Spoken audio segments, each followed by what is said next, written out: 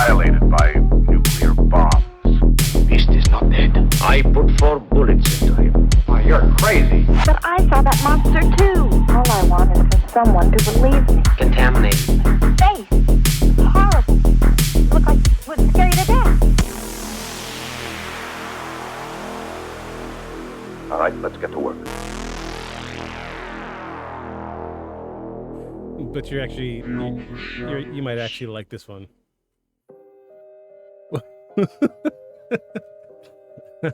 I always hate the setup. That's what always gets me.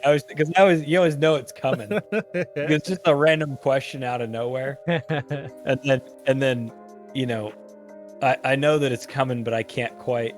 Yeah, like it's two nonsensical things, and then the more I think about it, the more I'm like, no, there's not a thing. Okay, what's the dad joke? As soon as I say it, you're gonna be like, oh, that's it. He always acts so exasperated. That's how it feels every time. I was like, I ask him like a very normal question, and he says, "Is this a dad joke?" They're not This is a normal dad joke. questions. I know he acts all aggravated. They're not normal dad. They're not I'm normal I questions. tell him people pay for this kind of humor. People pay some people for some kinds of humor. Well, they pay us for hand gestures, but They do. I will give you one dad joke. Okay, let's hear it. What's brown and sticky? Oh, I don't know what. A stick. That's terrible. That's brown. That's Live or not live? we are live. I was recording that.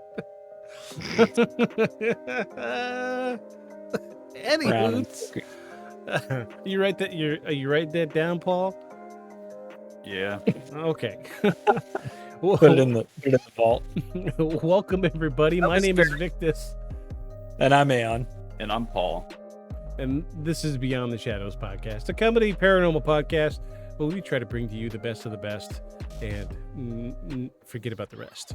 That's the only thing I can think of that would. It was rolling. It was rolling off the tongue. I was gonna say nothing less. So And nothing less. And I nothing, liked yours. the best of the best and nothing less than the rest. With breasts. Either one. So this is part 2 of our Betty and Barney Hill episode. If you recall correctly, we were about 5 minutes into our Betty's story. Yeah, Betty's story. I couldn't find the exact location. I tried my best to leave my desktop the way it was all week, and wouldn't you know it, an update came and restarted my computer, so I lost my spot. Thanks, Windows. I love you, Microsoft. You're great. But I got us kind of close. I said it last week. I will say it again. Trigger warning. If you're triggered by unsettling stories and pure emotional terror, this is not the episode for you, because we are about to listen to a regression hypnosis session with Betty Hill, who was allegedly abducted by aliens, and this is her recounting what happened, and it is terrifying. And I listened to just like 4 minutes of it, just clicking, scanning, trying to get to where we were before we started, and got the chill bumps already, my people. So, I will say again, Paul is our resident expert. Yeah, look up the dramatic look up. Who, me? Here, let me yank my glasses off. What? What? What? You don't?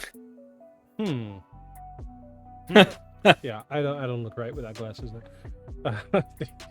So anyway, Paul is our resident hypnosis expert, and he was filling in some blanks for us last week. What are y'all thinking so far of the story of Betty and Barney Hill? It seems like it's pretty obvious they went through something traumatic. I guess the only question is, did they experience what they're interpreting it as? Right. Because on the other hand, they could have also just have been attacked. Yeah. And had some memory issue with it, because it's kind of an unavoidable part of this story that, given the time and that it's a mixed race couple, the fact is that, they were kind of in fear of attack or harm pretty often. Probably also why they're taking an odd back road to and from Yeah. the falls. So, I mean, they could have experienced something traumatic and then remembered it oddly, though for both of them to have blocked it out and then had to have it recovered through hypnosis therapy would be odd. Yeah. That's unusual that both people would need to dig it all back up to remember portions of it. So that part of it would make it odd. And both of their suppressed memories after recovery align is a little strange. I could see, maybe a couple details would line up, but not an entire story. Yeah, for them to both remember it as an abduction, as a UFO abduction. If they had both suppressed the memories from the same encounter would be, you're starting to get into some pretty extraordinary odds. Yeah, absolutely. So, In any of your research, did you come to some understanding about what their view about aliens might? I know that Betty kind of fancied herself a kind of an astronomer, a novice astronomer. But what was their view about the existence of aliens, any of that sort of thing? Because when did this happen? In 1952? 51? I think 51, it was 51, yeah. I need to pull up the script, look I at the don't- research. Yeah. Oh, 62. 62. No. 61. 1961, yeah. Yeah, 60. So, what was their view about this before? I don't know that I've ever heard what that might have been. There wasn't much talk about it. The way it came across in the research was that they were very kind of straight-laced people and that they didn't really do like movies and stuff, you know what I mean? Right. So I don't feel like the science fiction movie part of the story would line up. Like, I don't think they would be influenced by, say, what was that one? The Day the Earth Stood Still? yeah. Yeah. Well, and also in one's encounters previous to theirs, it wasn't until them that they started showing up as the Greys. Right. Right. Yeah. They're always like green aliens and like Right. big floppy fingers and cartoony and silly. Or just whatever, add extra appendage X to the body. And a hand coming out of the forehead. Yeah, right. Yeah. Now you have an alien. So Yeah. they're kind of the archetype, which is interesting. Makes you wonder if that Yeah. influenced later interpretations, or if it's just So that's the whole thing to unpack in itself. yeah, you're absolutely right, because up until this point, like you said, the idea of aliens was either beautiful women from Venus or Right. horrible looking anamorphic blobs from Mars. Mm-hmm. And it from this point forward, when somebody says I saw an alien, they thought of what Betty and Barney Hill saw. Right. Even our last, not our last episode, but the last topic that we did, the fire in the sky. Right. What was it? Something Walton? Travis Walton. So yeah, the Travis Walton incident. So when we did Travis Walton, his depiction of aliens was even the Greys, which was like what Betty and Barney Hill said. So it's, I feel like if they were influenced by other things like science fiction movies or books or whatever, up until this point, there would have been signs of it in their regression. You know what I'm saying? It would have shown interpretation of what they saw. Yeah, like she didn't say that they came out looking like men in suits made of aluminum foil with a bubble over their head. Right. Because Right. that was the norm for when you said alien, that's what everybody thought. So I don't feel, it didn't come up in my research that she was explicitly into science fiction or anything. My mind keeps saying I'm wrong because I think there was a big part of the Travis Walton case where everybody said, well, he's not a reliable witness because he had seen Close Encounters of the Third Kind the weekend before. Yeah. Whereas, let's actually look it up. Let's Google this because I want to see September of 1961. I want to see what movies were released in September of 1961. Alien movies, Google, 1961. Yeah. Movies were released. Oh my gosh, I can't type right now. In September. Oh, let's say August, just to be safe. You know what? Let's just say 1961. There you go.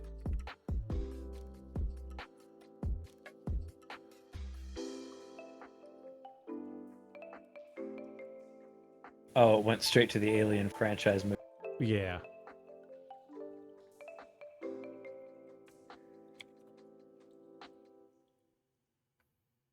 The Phantom Planet, 1961 independent film. I figured you'd see things like Battle Barbarian Women from Mars or something like that. Yeah. The kind of thing that they did a lot, like a lot of exploitation alien film stuff. Although that actually comes from IMDb for the win. The John Carter series of stuff is where all the like Amazonian Barbarian Women from Mars stuff offshoots from the Carter. All right, we have The Day the Earth Caught Fire. Russian atomic bomb. Mysterious Island. Civil War. Voyage to the Bottom of the Sea. We know what that's about. Nude on the Moon? A rich rocket scientist organized an expedition to the moon, which we discover is inhabited by nude women. See, that was the majority of that stuff that was out. Yeah. Somehow, fetishizing space travel? I guess. Phantom Planet. After an invisible asteroid draws an astronaut and his ship to its surface, he is miniaturized by the Phantom Planet's exotic atmosphere. The flight that disappeared. So as it turns out, not likely. Well, there's a lot of terror. A lot of what now? I didn't hear you. Well, para-related stuff, things around the idea. Yeah, but they're not reflecting the more than I thought. The gray alien stuff. No. I mean that's what we were wondering, is it, are they being influenced by movies at the time? It wasn't really I don't think until modern UFO abduction stories coming out that the concept of aliens in sci-fi sort of solidified into a single. Okay, here we go. I actually know this movie. If you believe it. Which one? This is the one of two from 1961 that was explicitly about aliens. The Invasion of the Neptune Men. This was a Japanese movie. And they did not, here's what the aliens look like. So they look like dudes with special helmets. Yeah, they're the bad guys from Power Rangers. Or the Rocketeer. All right, let's look at the other one. The Rocketeer's helmet. Master of the World, is that it? No, where to go? Battle for the Worlds. Or Battle of the Worlds. More dudes in space helmets. Yeah. So they just kind of figured aliens would look just like us. Okay, look, here we go. Flying saucer. Yeah. With a nubbin on it.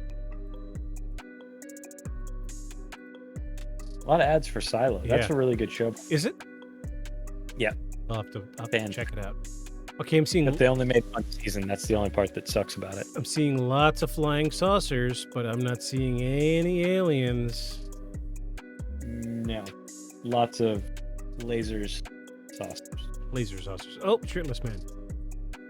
When did the first Star Trek come? In the 60s, I think. Not that early. No, not that early, but I'm saying because they made the Star Trek main part of the ship, the crew section of the ship is a saucer. I mean, Hey, Google. When did Star Trek come out? I should know this. I'm going to get a whole lot of shame September for 8, 1966. not 66. Okay. I'm going to get a whole lot of shame for Yeah. not, but Comment. whatever. Comment down below. Whatever. I watch it. Okay. I don't have to know. I don't have to know when the first episode came That out. was I actually watched Star Trek. that was the original cast with Kirk. There's currently no Star Trek produced yet that I have not seen. I am currently current on all my current Star Trek. I go back and watch The Next Generation probably more than I should as a normal adult. There is so much. So many seasons of Next Generation. Yes. Let me perhaps a query for you, sir. Sure. What's your favorite episode? All the Star Trek. Of all Star Trek? Yes. You've got one. I know you do. So it changed recently. Okay. So my new favorite episode of Star Trek is actually the Star Trek Discovery series. Yes. The last episode of I think the most recent season is season 5. So it was the last episode of season 4 because they actually go outside of the Milky Way galaxy, past the boundary. I mean, they make it seem like it's something that I'm sure it's not, but they go outside of our galaxy to a planet that a civilization has actually built Dyson rings around. Oh. And they are a gas giant planet, and so they're a species that evolved on a gas giant planet, and they're big, Interesting. floating creatures. But the thing that I liked about it was they communicate with, rather than vocal, they communicate. They have like a series of like thousands of light emitting glands across their face, and these things are huge. These things are like the size of like a aircraft carrier. The creatures are. Yeah. But they use that, and they emit hydrocarbons like scent. Ooh. But they emit complex hydrocarbons, and the light is so they don't have like a unified language. The light is the key to then assembling the atoms of these hydrocarbons they emit. Yes.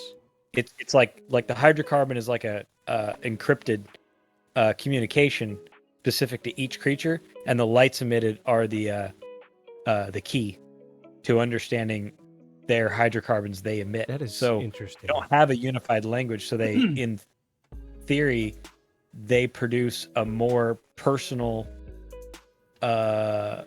language and inflection personal to each one of the creatures versus what you do when you communicate through a unified language in theory, which I thought that whole concept was so complex and cool. That's why I liked the episode, because that's when they finally figured it out as the last episode. Oh, okay. And they finally were able to communicate with Well, them. shoot. So- What about you, Paul? Do you got a favorite Star Trek episode?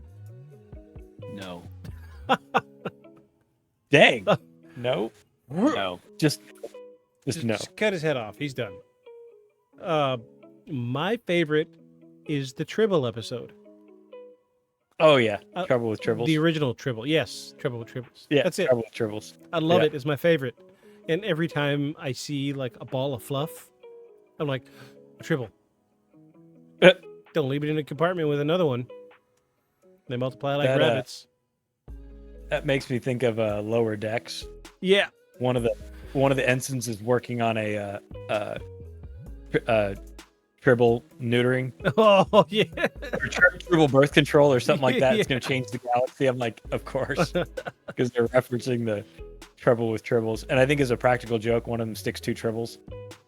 in somebody's shuttle. Oh no. The little shuttle ship. Yeah, they stick it in there before they leave. I can't remember the episode, but yeah, I like Lower Decks a lot because it's like, yeah, this is what was going on when you weren't just with the captain. All the Ensign Rickies. Yeah. It's like it's nothing but Ensign Rickies and what they do in their spare time when they're not working on warp cores and fixing disasters that the captain's caused. My very close second, which almost topped it because it covered the Tribble episode. Shame on me for not knowing which generation it was, but it's the one where they find it was like they go through a black hole or they find a time loop or something. They go back in time, and it's one of the newer episodes, and they're like sneaking around in the background during the Trouble with Tribbles episodes. Oh, I think that's on Next Generation. No, it's But you know the episode I'm talking about. Yeah. It's on It's a good one. the new Strange Worlds. Yes, that's it. Is that strange? Yeah, it's on Strange Worlds. Yeah, they step back and they're trying not to get involved. And they're the ones secretly causing part of the Tribble problem. Yeah. It was really excellent seeing the new characters like hiding in the background, peeking over a corner. Yeah. While Kirk and Spock are talking. Yeah, it was really cool. Yeah. Very done very well. Anywhoots. Do y'all want to get back into this disturbing audio Sure. of Betty Hill? We have not done a sound check with the audio, so if you don't hear it, start waving your arms because I hear it. Okay. I'm sure. All right, here we go. We are picking up. This is right about the time that the beings that she has seen at the roadblock have approached her door. Yep, that's where we left. I figured it's about where we stopped. So here we go.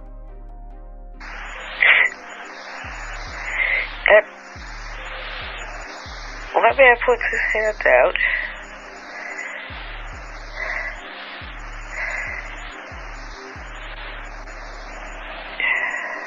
Oh, yeah, that's right. There was a lot of heavy breathing. Yes. And let me be devil's advocate for just a second. There's a lot of pauses for Betty Hill, and I can't help but feel like in the back of my mind that is she taking time to make up a story? Probably not. That's what most hypnosis sessions are like. Is it really? Yeah, she'll have a very different memory of it than what persons who are not in a trance, who are sitting around there watching. So was it like her pausing and like, so like I feel like in a hypnosis regression, it's like she's watching a movie playing. Is she like watching the scene playing out and she's collecting what she needs to say about it? She's living. She's living. So she's, like, let's be honest, in normal everyday life, when something happens, there's not a lot in between dialogue. Right? So like, it's like taking the laughter track out of a TV show. Right. It's kind of boring. Like, and that's exactly right. Sometimes, like, I can tell you about regressions I've had, and I can, that I've personally had, and I can go through and tell you what happened, and it will sound fascinating. If you go and listen to the recording of it, I don't say nearly everything I can tell you that I can remember. And there are long pauses in between. And in fact, the first time I had it, it was like I was just on the verge of not being able to talk. I just almost talked. Pull that mic to you just a little bit more, would you, Paul? And the therapist is that better? Yes, thank you. Yeah. And the therapist was saying, okay, what do you see now? What do you see now? Okay, tell me what you see. Tell me what you see. And I had to really be prompted to talk because I didn't want to talk. It took too much energy. I wanted to experience what I was seeing. Right. I was in it. I wanted to experience it. I didn't want to be verbalizing what I was seeing. It'd be like me sitting here. What do you see? Well, I see a screen and there's 3 parts to this screen and there's another screen. Then I'm wanting to hear what's going on. Right. and there's somebody outside saying, "Okay, what are you seeing now?" And you're like, "Well, stop talking to me." Okay. Well, that makes a little more sense. See, this is That sounds pretty normal to me for a hypnosis session. okay. Well, this is good. This is why we have you here. All right. Let's dive back into it then.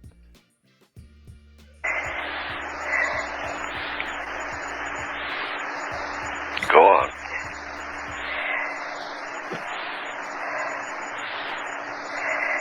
I don't know what happened.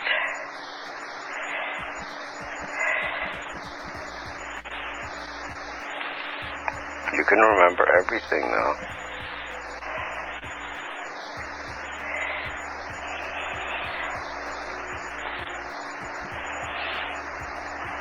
What do these men look like? Could you see their faces? No.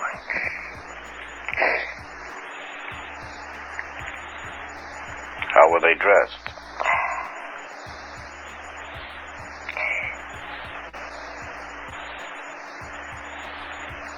Alike somehow or other. Did they have on any uniform, or were they in ordinary clothes? More like a uniform.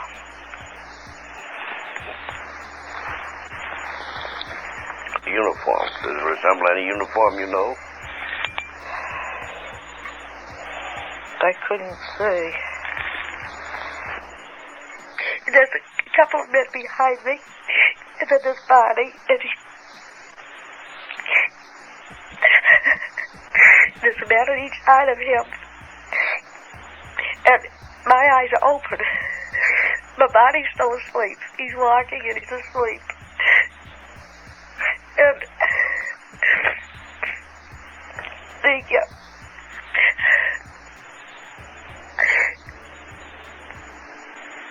then I begin to get mad. And they go, who the heck are these characters and what do they think they're doing? And so I turn around and I say, Barney, wake up. Barney, why don't you wake up?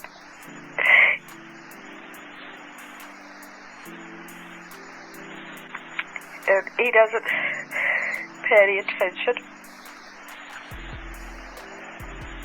He keeps walking. And I keep going a little bit further, and I turn around and I say his name again, Barney, wake up. And he doesn't pay any attention. And then the man who's walking beside me here says, oh, is his name Barney? And I turned around and I looked at this man, and I figured it's none of his business. So I didn't speak to him. None of your business. Did we keep walking?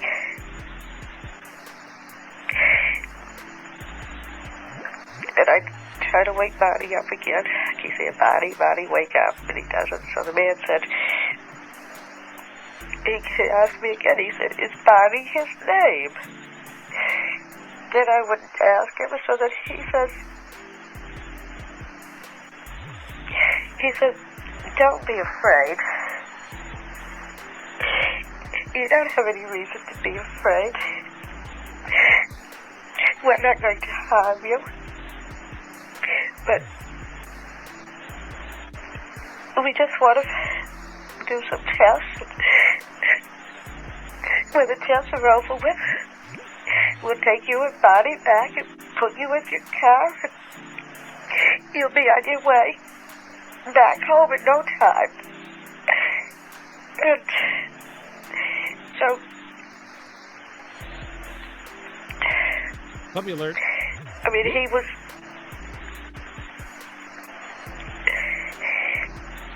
sort of reassuring in a way, but I can't say that I trusted what he said.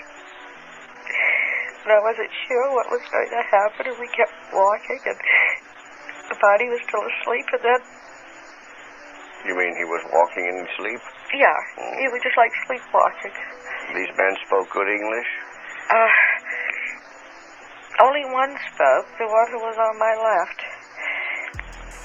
And he said, and then he was more or less,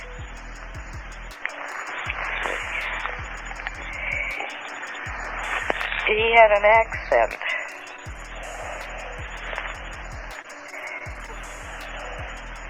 He had sort of a foreign accent.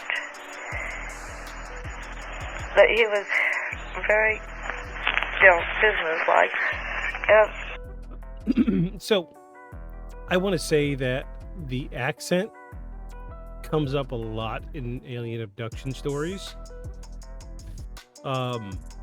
There is an overwhelming number of people that say that the aliens will look human-like, but their features are a little off. But they will have like a Swedish accent, and That explains everything. yeah, they're a little off, right? They're Swedish. I knew that was who was the root of all of it. The Swedes. There's a whole thread of, it's a huge rabbit hole you can go down if you want, about All Swedes are aliens? what. Was that the thread? No, not this time. There was I can't think of the guy's name, but he was like present in like presidential hearings. Dude had like blonde hair, blue eyes, and his features were always off just a little. Like his eyes were always in weird angles and positions. And you could go back and find like, you could find like photo shoots from like presidential hearings, and he's standing in the background. And there was talk about how he was secretly an alien that was planted in the government and was feeding information. But a lot of people would call him the Swede because he looked Swedish and he spoke with a funny No one ever accent. noticed it. No one ever noticed his face was sort of off in person. No, they just... I want to say he wore dark glasses, and Mm. yeah, so that was cool back in the 60s, right? You know, in even in presidential hearings for people to wear sunglasses. So Especially if you got a natural googly eye thing going on. yeah, one's kind of like up on your forehead a little bit. You just sort of rattle around on your face.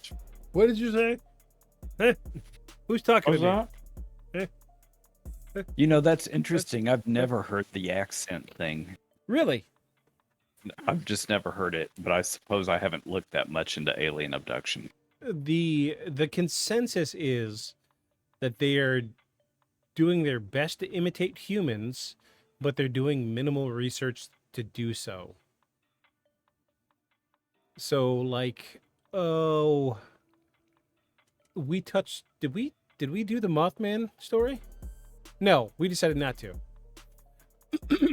So in the Mothman story, There's only weird and corrupt. yeah. So in the Mothman story, there was people that would show up and do funny things. Like immediately after the first sighting of the Mothman, a guy showed up at a local diner, blonde hair, blue eyes, and he sat down and didn't know how to order food at a restaurant. Oh, And so makes sense. the waitress was like, "Let me just bring you today's special." He's like, "Yes, food." Like seriously, that's what he said. And so she brings him food, and the guy didn't know how to use a fork and a spoon and a knife. So the waitress showed him how to use utensils. Master of disguise. Yeah. I hope he left a tip. You know, honestly, he probably did. That's probably one of the few things that he got right. But they said like his mannerisms were way off. Like and it comes back to like, it feels like they studied humans, but like they just watched like a 45-second clip of a TV show that they snagged out the air. Oh yeah. It was probably a Swedish chef off the Muppets. Yeah, look, I think his eyes are up here, right? Was that right? Yeah, but didn't they tilt down in the middle? Wait, does the hair come out of the sides of the face like this? Maybe. I don't know. Like, just put the features on there and tilt them, and Yeah. we'll call it good. It's like they played with a Play-Doh version of a human. Mr. Potato Head. And somebody goes, That's good enough. Kick him out there.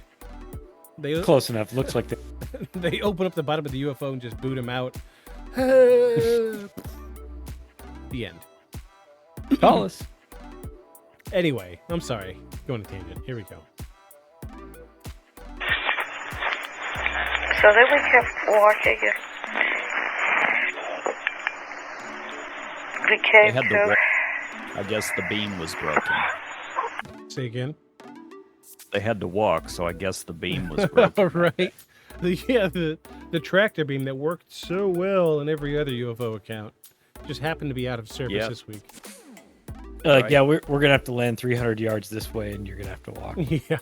Yeah, the GPS isn't working quite right, so we can't even land in the middle of the road. So you got to stand out there and wave your arms all silly to get him to stop. Yep. We can cross space and time, but we can't land on the road. Nor can we float into the ship. We've got to walk. It's clearing.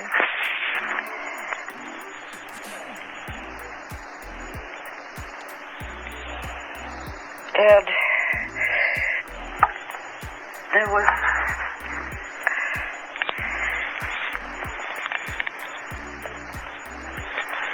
came to the clearing, and there was I wish it was lighter so I could get a better picture of it. There was a ramp and a door. There was the object was on the ground. The object was on the ground. Yeah, I think it was the same when I was watching it. And I'm sorry, but I've been watching a lot of Bob's Burgers lately.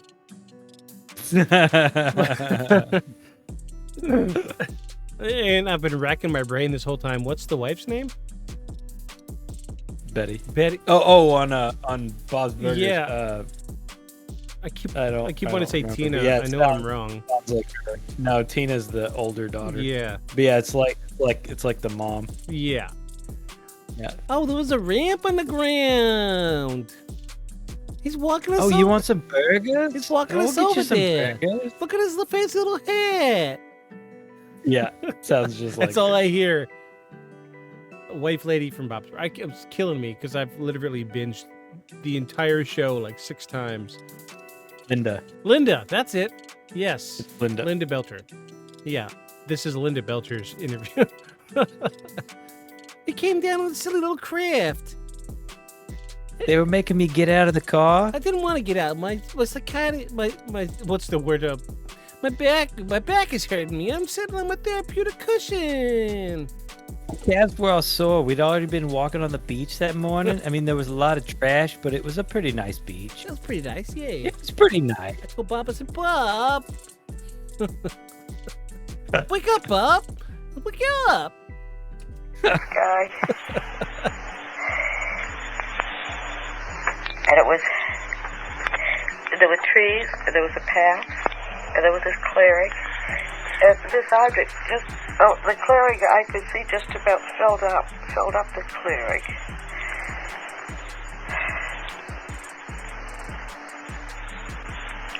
And they're taking me up to the object. Yeah, I don't want to go on it. I don't want to. I don't want it. I don't know what's going to happen if I go on it. I don't want to. I don't want to go. know what's going to happen. Bob, wake up, Bob. And I go up the ramp, and I go inside, and there's a corridor to the left. We go up the corridor.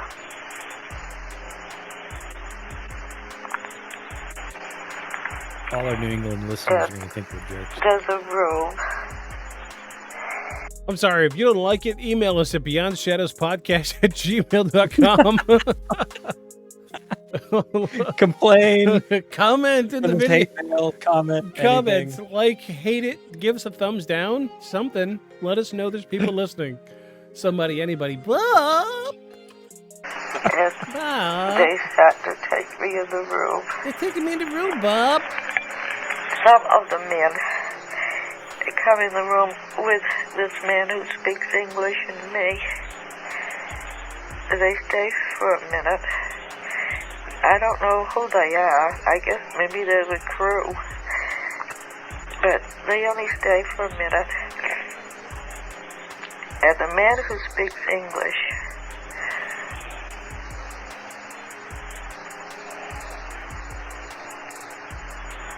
is there, and another man comes in.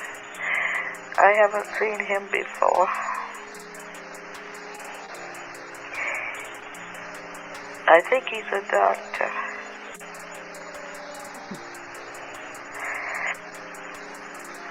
And they came in the door. And I think he's got, I don't know how our nervous system is, but I hope that we'll never have nerve enough to go around kidnapping people right off the highways like he's done. And he tells me to take off my dress. And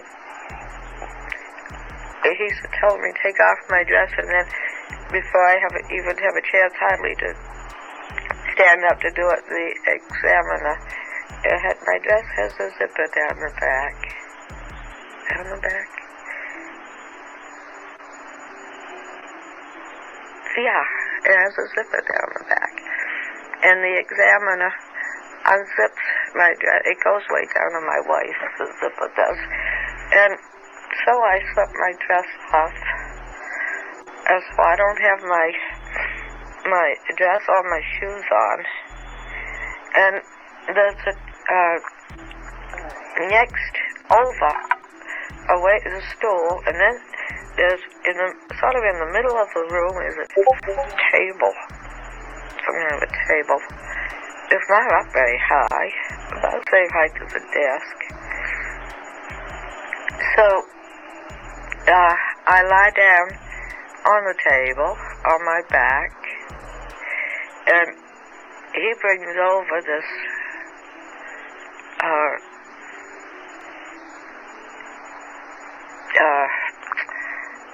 how can I describe it? They're like needles. There's a whole cluster of needles. And each... Trigger warning. I know what's coming next. Be prepared. It's about to get a little intense. So, if you've made it up to this point, it's not too bad, but it's coming. We still got, let's see what we got on this recording still. We still got like 20 more minutes on this, so it's about to get a little graphic. So if you're not, just get ready because it's coming. Here we go. Insertion phase. Yes.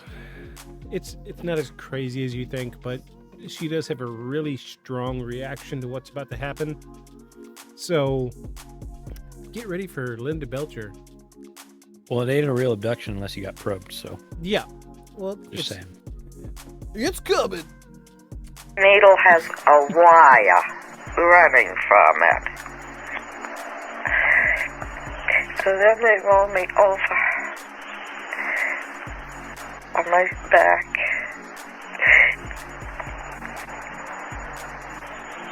Oh, Lord.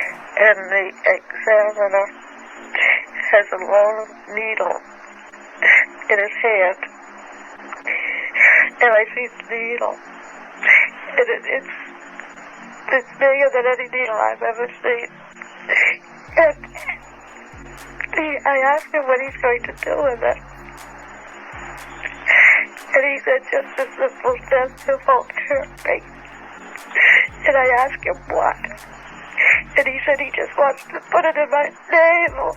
It's just a simple test. And I don't know, it will hurt. Don't do it. Don't do it. And even though it won't hurt. And he sticks a needle into my navel. And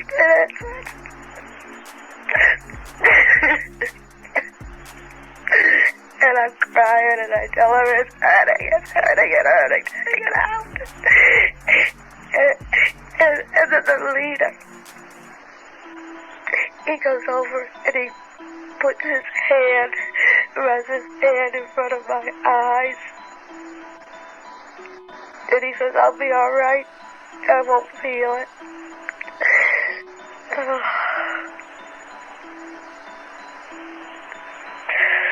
And all the pain goes away. Okay, so this is common. We hear a lot about, especially when it comes to alien abduction, people will have a painful experience and then somebody comes up and does like a hand motion. These are not the droids you're looking for. Or they put a hand on the forehead and they say, this isn't going to hurt. And then immediately it's gone. So the reigning theory is there is some type of psychic block happening that's causing them to not feel what's happening. And so, well, I was gonna say there's a guy he's a psychiatrist, and he primarily started out doing research on abductees, right? That's he gets covered in that that Supernatural book, that you and I read, by Graham Hancock. And Graham Hancock's book really is about psychedelics, but Graham draws this correlation between the story that all of these folks, this psychiatrist is doing hypnosis on, and the experiences Graham has documented from shamans and their rite of passage ritual, like their experience when they were sort of finally granted their shamanhood, and the insertion of devices with tools. For the shamans, they often experience them as crystals or objects of power being inserted under the skin, and the alien abductees describe them as devices, right? Devices or pills or kernels or whatever. But both of them remark on how it's incredibly painful, like it's almost like dying. Up until, for the shamans, their spirit guide or their guide through this other world takes the pain away, right? And then in the UFO experiences, it's one of the aliens takes the pain away, right? So I just find that interesting. It's a wonderful parallel. It's a very common thing, because a lot of people will, like the Travis Walton case. I keep bringing it up because it's great, because he had such a strong reaction to his story. Right. There's instances where the abductee is taken and they panic, and somebody that they interact with says, "It's okay. We don't mean you harm." The waving hand. These are not the droids you're looking for. And then immediately, like, the worry just fades away. Well, so the thing that I find interesting about it, right, is the alien abductees, no one was around when this happened, right? Unless it was somebody else that also got abducted. So nobody sees it. Right. Nobody sees what's happening to them while it's happening. Whereas in these shaman experiences, there's lots of people around, right? It's a whole ceremony. There's other shamans, people of the village, so on. There's lots of people around, and people have drawn the parallel before that, what if some of these abductions are spontaneous DMT release? Then others have drawn the parallel of, well, what if these psychedelics are actually tuning them in to a channel with aliens? So you can argue in both directions, right? Because the parallel is there. And the interesting thing is, in the history of the church, or the history of the Christian scripture, which is probably the only thing I can speak to with any competence, every time a supernatural being appears, an angel or whatever, Right. what's the first thing that you hear? Everyone's afraid. You need not worry. And they say, be not afraid, right? Yeah. That's what the angels say, Oh, don't yeah. be afraid. So that Oh yeah. so this is a culturally Bum, bum, long bum. right. This is a culturally That's interesting. long time. Even when the angel Gabriel appeared to the shepherds They to were all, announce the birth of Jesus, they were all they afraid. were all afraid, and the Yeah. angel Gabriel said, be not afraid. I never made that connection. Me I mean, I know either. the story, but it never occurred to me that they always. So when the almost visitor comes every home, single be afraid. time in the world, in Christianity, that you have some angel or some supernatural being appearing, it frightens people. And one of the first things they tell them is, sometimes they make a hand gesture, and sometimes we don't know if they made a hand gesture, but they say, don't be afraid. Huh? Such a thing that, that's a pretty common phrase in Christianity. Be not afraid. Yeah. In fact, there's a song, "Be Not Afraid." Yeah. That's, I had never made the connection either. And I couldn't tell you how many times I've read the Bible. Never So are made these the modern? connection.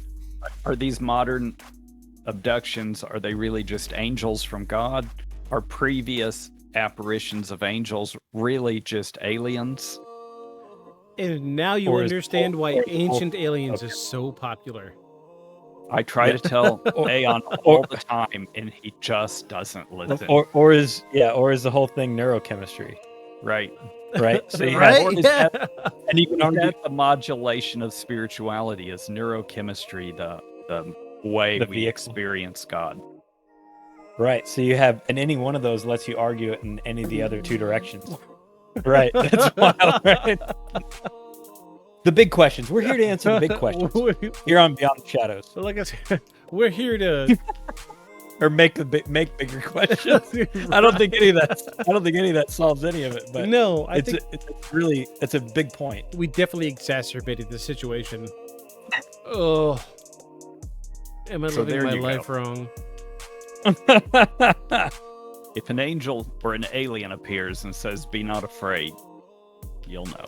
Immediately be afraid. That's what I'm taking away from this. Bob, taking me up the ramp, Bob. Up the ramp. Sorry. Okay, she's already up the ramp. They're putting the needle in her. All right, Naval. Here we go. Sorry, I just had to. I had to pause it. That was a good discussion. That was a good tangent. This is why we have you, Paul. This is why I went to seminary and got that doctorate degree, so I could come on this podcast And talk for about just such a time as this. You've been saving all of your gumption for this moment in your life, and it's finally paying off.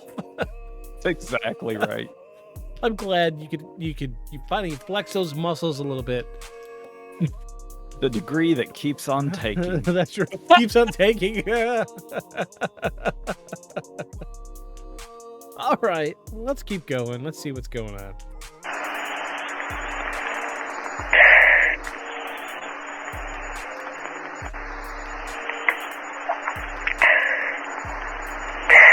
Oh, I wanted to say one more thing before I forget it.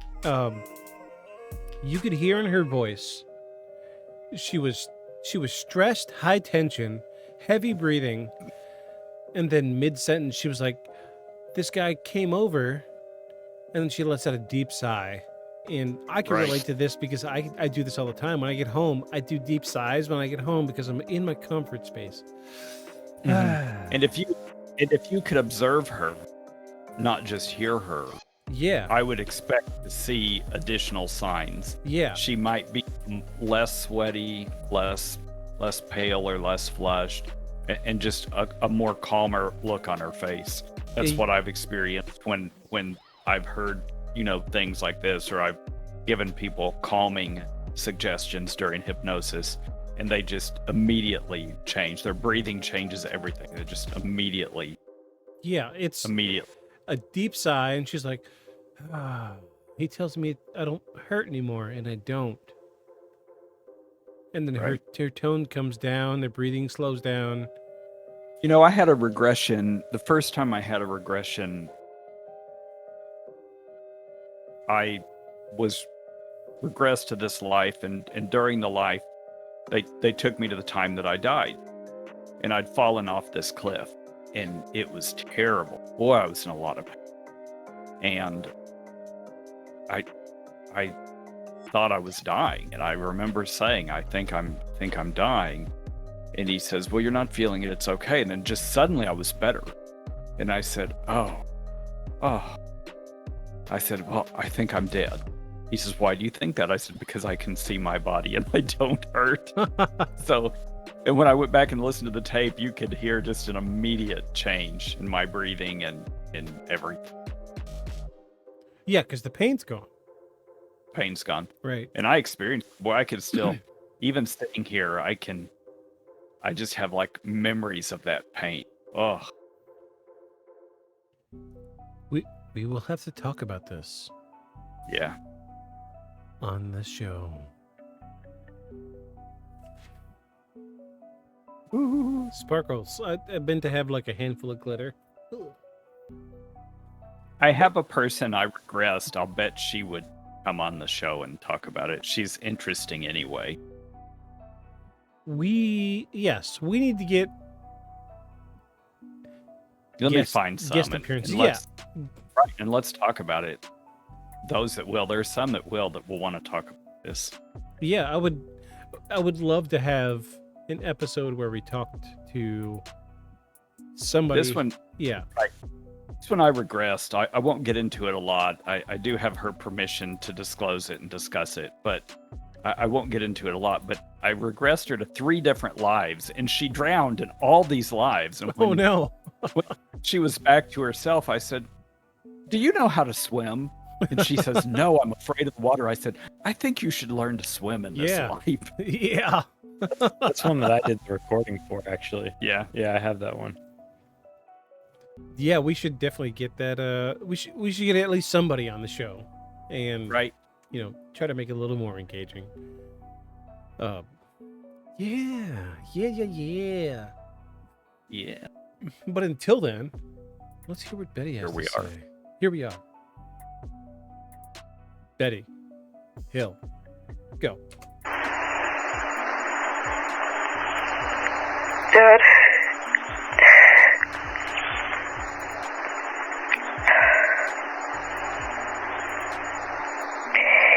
Dad. But I still, the pain goes away, but I'm still sore from where they put that, I don't know why they put that long needle into my navel. I tried to tell them it was, they shouldn't do it.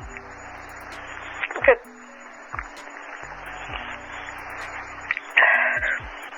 Did they make any sexual advances to you? no, They didn't. nope. I asked the leader, I said, why did they stick the needle in my navel? And he said it was a pregnancy test. And I said, well, I don't know what they expected, but that was no pregnancy test here. Bob, he didn't say it more. Bob. So, the examiner he helped me get up off the table. And I swung around, and he gave me my shoes. And Here's your shoes. Get out. I put those on Get out of here. and got down on the floor. And my dress was there. And I put my dress on. So didn't she say that her dress was ripped? Yeah. Yeah.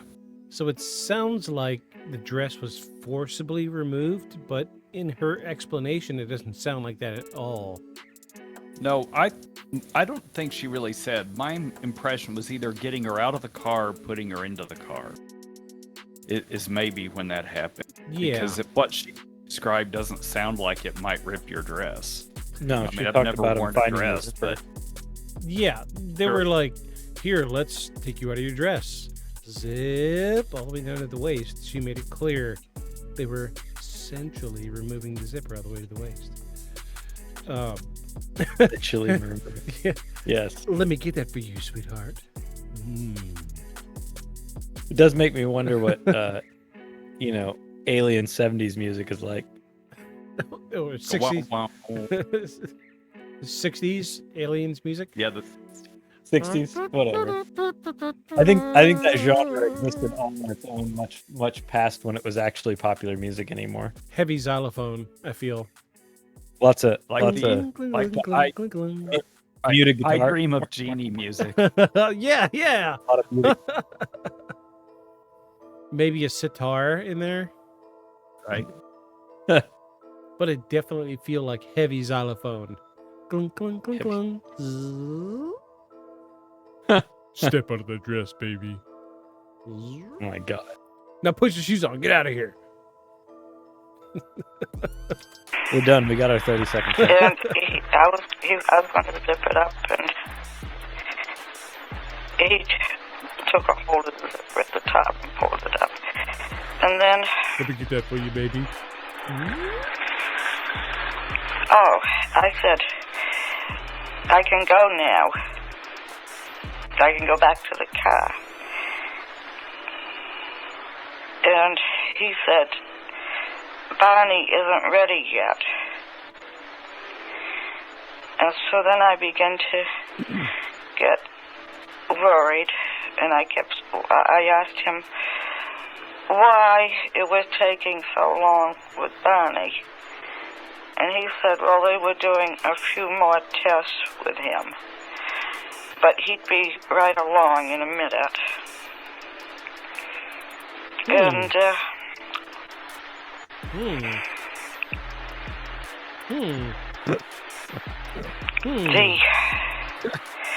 there was a cabinet About 30 more of there.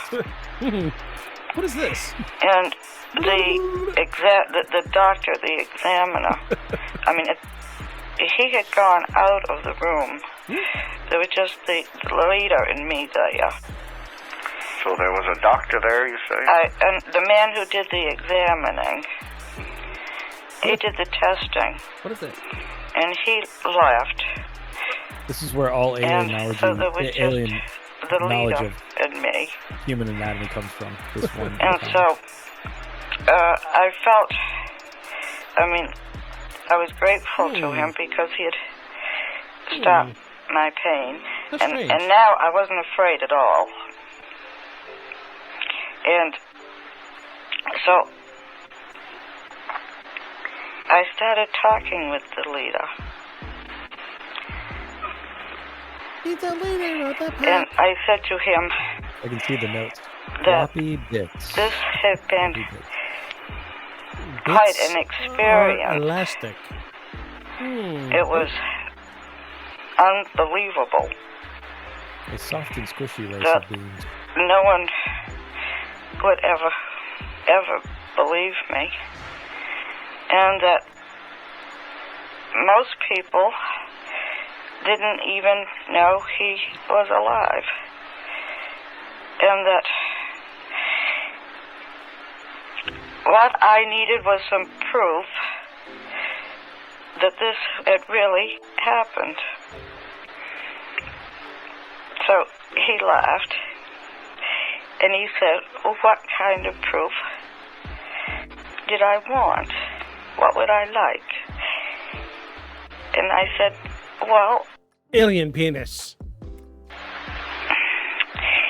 if he could give me something to take back with me, then people would believe it. Oh, he gave her something. And so he told me to look I've around, got something for you. and maybe Zip. I could find something The dress comes I back would on. like to take. And I did. You should ask. I was just thinking the very same thing. Is there something you want to take? And I did. I'm sorry. Shame on me. I know where this is going. That's why I'm cracking jokes. Okay. and there wasn't much around. Yep. But So, on the cabinet, there was a book. A fairly big book. Do you want this? War and So Peace. I put my hand on the book and I said, could I have this? man, that's a phone book. And the leader laughed and he asked me if I thought I could read it. But those are the An yellow alien? pages. And I told Alien him, phone book? No, no, I that's laughed right. too. It's your local I said, phone book. no. That's how we found you. It's actually, But I wasn't taking it to read.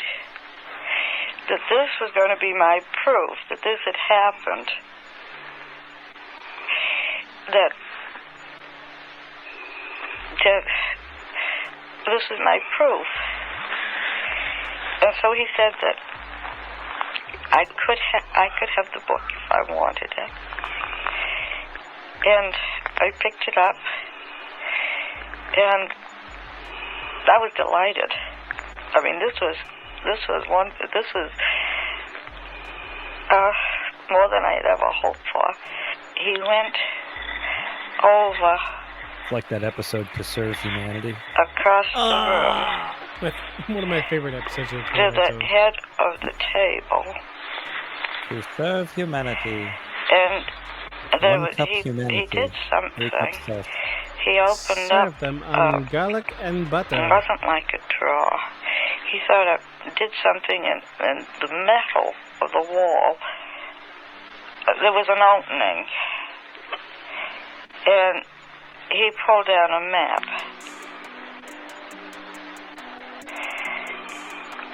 Like the And ones at school. he asked me, had I ever seen a map like this before? Yeah. And I walked across the room, and I leaned against the table, and I looked at it, and it was a map of, it was New a Jersey. oblong map, This is New Jersey. and he said that But they're from our place. the heavy lines Well, were trade routes, and then the other lines, the solid lines, were places they went occasionally. And he said that the broken lines were expeditions. So I asked him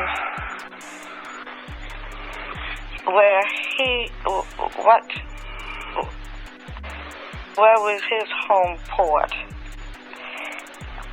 And he said, where are you on this map? Oh, he came there, but he doesn't know where he is.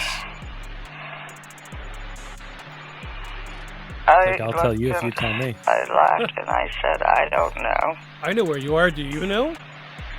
So he said, well then, if you don't know where you are, How are you going to know where I there am? wouldn't be any point of my telling you where I am. And he put the map. So petty. I know, right? The map rolled up and he put it back in the space in the wall and closed it. Jeez, what a And I jerky way to felt say you're an very idiot. stupid because I didn't know where the Earth was on the map. You can see He's it, trying but to you make can't it. see it. And If you don't know where you are, then what's the point of telling you where I'm from? You won't even know then either. Right? Stupid humans. Stupid humans. Not Into the wall. I asked him, well, could he show me? Could he open up the map again and show me where the Earth was? And he just laughed. What a jerk. And then I got the book, I still got the book. I'm carrying the book. I got it in my hands. It's a big book.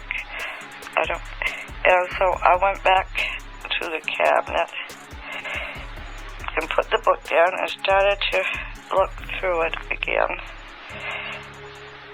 And there was all of a sudden this noise out in the hall. And some of the other men come in, and with them is the examiner. And they're quite excited. So I asked the leader, I said, what's the matter? Is something happened to Barney? What is it? Nothing to do with Barney. Beth? And the examiner has me open my mouth.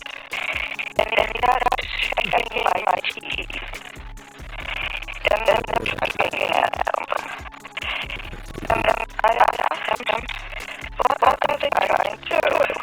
What are they doing? They were trying to pull and tugging at me. Yes. Wonderful bicuspids. And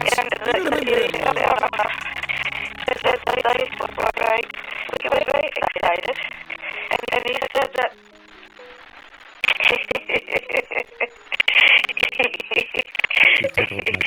he said that they couldn't figure it out. Barney's teeth came out and mine didn't.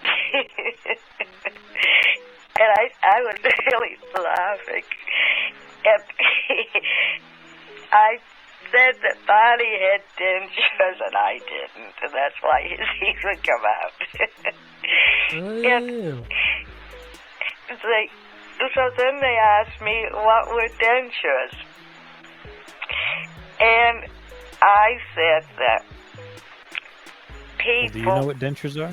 No. Then as why they should I got older, washed their teeth. They had to go How to would you know what dentist to have dentures their are? teeth I could never extracted. explain to you if you don't know And what dentures they are. put in dentures. No point. Or a person, sometimes, Barney had to have dentures because he had a mouth injury of some sort, and he had to have his teeth extracted. All these things you ask me, I don't know. I'm a very limited person when trying to talk with you. But there are other people in this country who are not like me, that they would be most happy to talk with him, that they could answer all his questions. And So she's the reason for all the maybe other if he abductions. could They've been come looking for the back. answer about Yep. the teeth. if we Blind could Betty Hill. make arrangements for a meeting, maybe I could, if he gave me time enough, somehow I could find these people. You mean Dennis? And I could arrange Map makers. for him Rat makers. to meet them, and it would have to be done so there'd be no danger involved. Explain the wonders of false teeth. Okay, I need to pause because I need to use the bathroom really quick. Okay. Do we need to freeze just like this? Yes, don't you move. Because when I get back... No promises. Okay. I'll be right back. I'll do my best, but no promises. Thank you.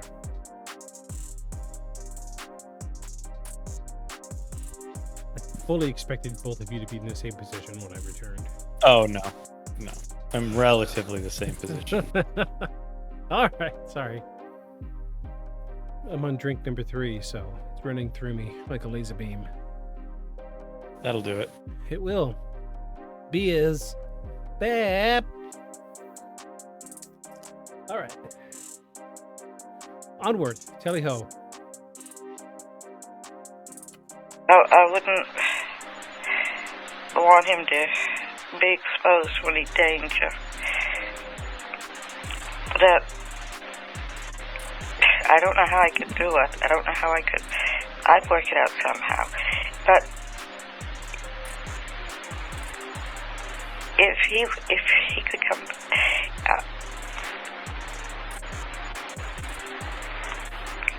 I want him to come back. I want him to.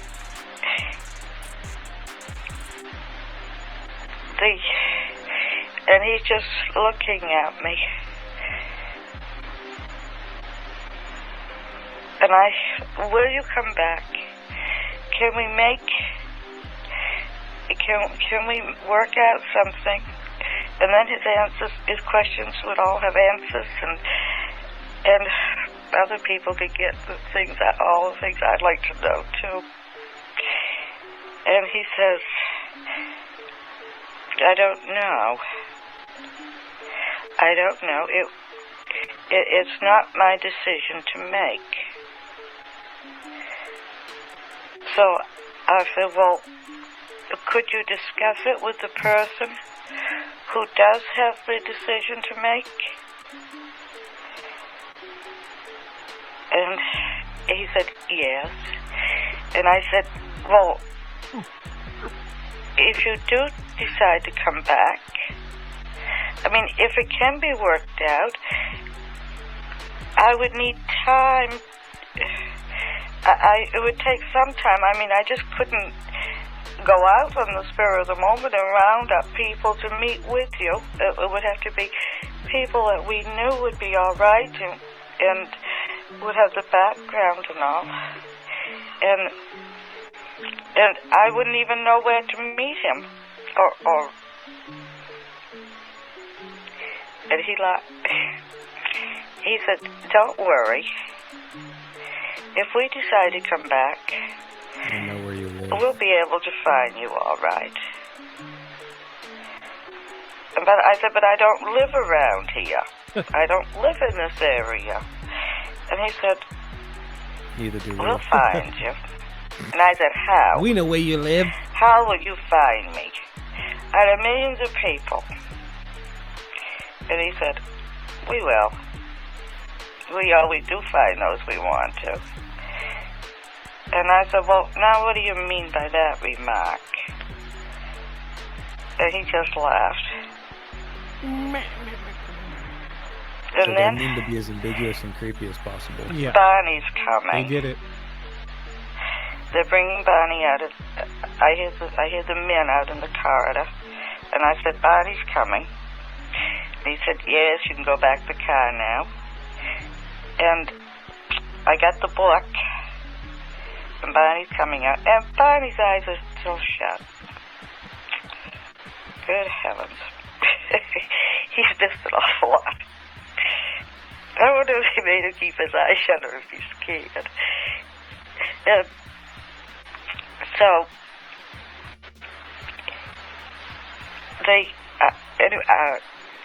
now it's time to go back to the car, and the leader said, come on, we'll walk back to the car with you. Man. I said, all right. I said, but I wish I knew if you were going to come back. And he said, well, we'll see. And we're out into the corridor. They're doing everything Barney's they can to get rid behind of me. him. There's a We man got what on we each need. side of him. Get their foot up. They're And- pushing her out the door. I'm all ready to go down the ramp when some of the other men, not the leader, but some of the other men are talking. I don't know what they're saying, but they're very excited. And the leader is saying, he's saying something. They're quite,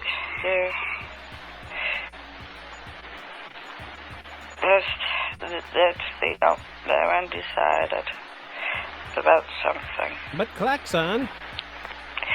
And then,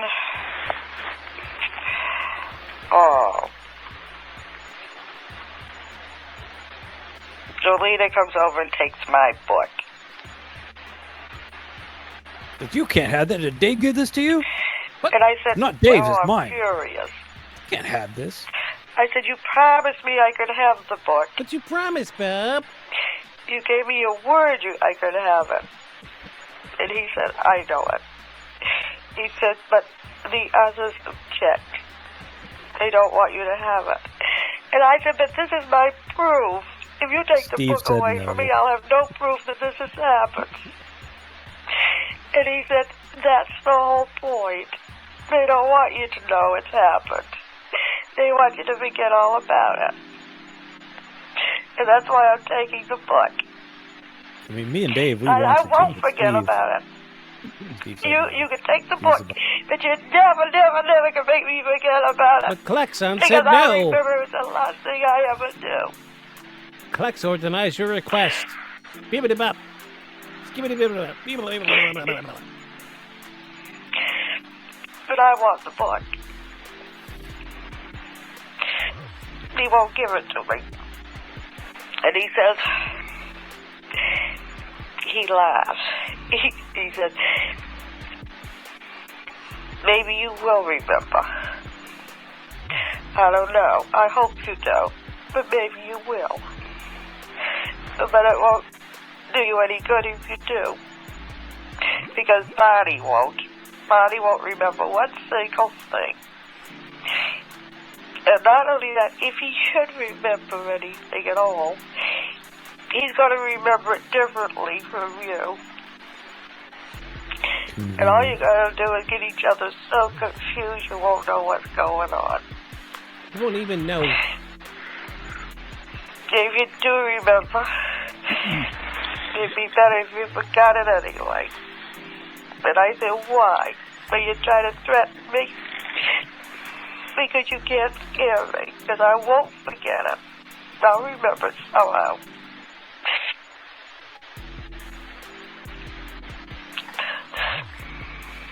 So then he said, all right, now, come on, let's go back to the car. We'll take you back to the car.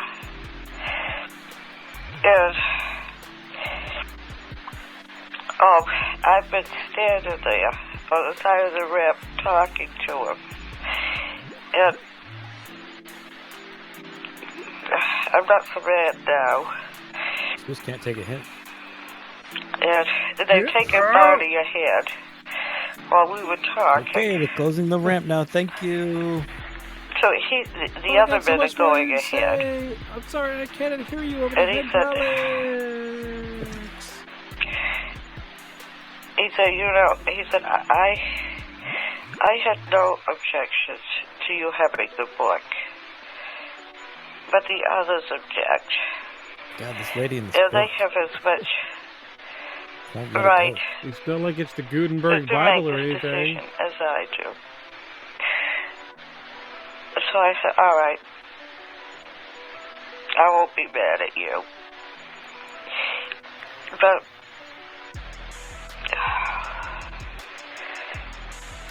it is the most, I wish I could be able to have some proof of this. Because it's the most unbelievable thing that's ever happened. Dun dun dun. Ba-ba-ba. You know, Dave's back there talking to Steve. He's like, "No, Steve, I told her she can't have the book." He's like, "What'd you tell? Did you tell her why?"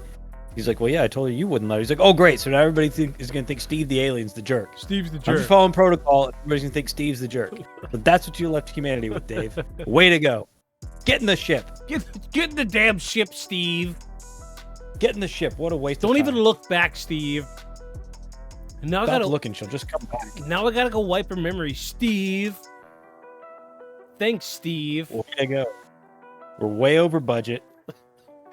3 weeks behind in production. No one's gonna believe that Manager's we gonna met have my humans. No one will believe we met humans. I'll be. Got her greasy fingerprints all over my book. She stinks. She smells like ozone. Anyway, Steve. Thanks, Steve. Steve and Klaxor. I swear. So her account was much more detailed. Though I don't think we had the full session with Yes. Barney. No, But- there's extended sessions with both of them. There was some stuff cut out of hers and what we listened to here Yeah. Yep.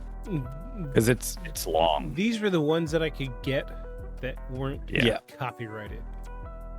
Right. Yes. So, I mean, it might actually throw a flag or two when it comes to uploading to YouTube, because we did just listen to a 40-minute video, 40-minute audio clip. Yeah. But the age of the audio clip, it should be just fine. Yeah. But Barney's regression is just as long, if not longer, than Betty's. Right. Mhm. And Barney has a really, really powerful emotional reaction to what happened to him. Right. Because if you look at it, like, Betty's experience was kind of tame. She had one little reaction to a naval incident, whereas Naval incident. yeah, Betty's was the tame part of the experience. Yeah, even the short clip of Barney's seemed to be mostly trauma, So more than anything else. it feels like A lot of terror. Yeah, so like I've listened to all of the clips from both sides of the story, and it seems like all the nice people were in Betty's room, and Yeah, the people that got off on pain were in Barney's room. gotcha. But I had a hard time finding the clips that weren't just chock full of junk, interjections you- with other people. But Have you read or listened to anything that Dolores Cannon has produced? I want to No. I want to say yes. But you haven't. I can't say off the top of my head right now. So Dolores Cannon is a regression hypnosis. She started a thing called quantum healing hypnosis technique, and she began regressing people. And then at some point, people would tell her, "Hey, I'm missing time, and I'd like to understand what happened," or "There was some weird thing that happened, and I'd like you to regress me and see what happened." And suddenly, she found herself as an amateur UFO researcher because of it. Right. And she has passed on now, but she's written quite a lot of stuff. If you go look at her on Amazon, just go look at Dolores Cannon. There's a lot. There are a lot of books. I mean, aren't we all just amateur Everything. alien researchers? I mean, Right. except for ancient astronaut theorists, who apparently are some sort of professional, since you can just quote ancient astronaut theorists believe, and then all of a sudden that validates whatever it is that you're saying Right? as fact. That's me. But she's written all these books, and if you think about all the regression she's done as research, she came to an opinion that I think that it was real, and that's kind of how it was, and that we're all part of it, I guess, is maybe what she came to. But if you just look at it as research, it's really fascinating. All these things people have told her while in hypnosis. And it's probably a huge multi-month rabbit hole to go down. Yeah. I don't know how many books she has, probably 30. Dolores Cannon, you say? Cannon, yep. Dolores Cannon. Earth is a petri bubble, and we're the mold on it. And the aliens That's her. are the probe needle. Swabbing for samples. Many, many books. Many books. Mm-hmm. Oh, I've heard several of these at length as Paul listens to them on audio in the kitchen while we're cooking. Some of them are pretty good, even. Yeah. I will. Some of them are really interesting, and they've made me think about physics and quantum theory and other weird physics theories in a way that I have not before. And she's certainly not trained in that. And most of these people that have told her stuff are not physicists, like by training. Yeah. But it's just wildly fascinating. So give me a recommendation for a book that kind of relates to what we talk about. And, Hold on. And I will read it. Let me look real fast. Let me just pull up what you're looking at. Yeah. So one of the things that came up a lot while you're looking, when Paul was listening to these, that I would overhear, is them talking about how they travel between places. Yeah. And a lot of them talked about how it wasn't really necessarily a planet or a place, but a different plane. Yeah. And they basically phase shifted in. So there wasn't really a distance to cover. Yeah. It was more like a frequency to change, which is kind of like what came up in our South Africa episode, in the way that they were experiencing the UFO, right? Like everybody was sort of seeing the same thing, but slightly different. And then all the people moved around strangely as they were watching them. Yeah. And the whole incident was only like, a minute or so. Like once they actually approached it, it was only a minute or so, but all of them remarked on how it felt like it was much longer. Yeah. And time was stretched out and it was all weird, almost like it was an accident, like they phased in there on accident. Everybody got caught up in the bubble. Yeah. And people saw different versions of the same thing, but they were all in a crowd looking at the same happening. And the Dolores Cannon stuff reminded me of that. A lot of the stuff people would talk about how they're making the journey and how they're showing up here in the first place. They don't talk about engines and things like that. They talk about, a technology of thought and of intention and, basically changing the dial Right. of the frequency. So there's probably, if you want to talk about past life regression, just in general, the first book she wrote, which was not the first book published, was 5 Lives Remembered. If you want to talk about this alien stuff and how she started getting into that, probably I would read or listen to Keepers of the Garden and then Convoluted Universe book 1, 2, and 3. Just a little light reading. Right. I will see what I can get my hands on. Just 5 books. That's 4. 4. 5, no, that's 5 books. right? Yeah. Just 5 books. I can think I don't think I've read everything she's ever produced, but well, there's only like 40 or 50 books. How Yeah. could you have Yeah, not there's read them book. all? All right. I read pretty fast. But Me too. That's still Keepers of the Garden is kind of interesting. Let me read. she's what a it voluminous writer. That's a lot of books. Here's the synopsis. A young man wanting to explore past life regression discovers that this is his first lifetime on Earth. All other existences were on alien worlds and in other dimensions. As this unique case is explored further, he finds out that his association with extraterrestrials did not cease with those other 2 lives. The interaction with UFOs and aliens has continued during all his present life, although the information was protectively hidden by his subconscious. This strange case reveals the motives behind present-day involvement between UFOs and humans and the hopes and expectations of our creators for their garden. Interesting. It's a fascinating idea. Okay, so Whether it's true or not, who knows, but it's a fascinating idea. I will get my hands on. So, like, I see That's Keepers of the Garden.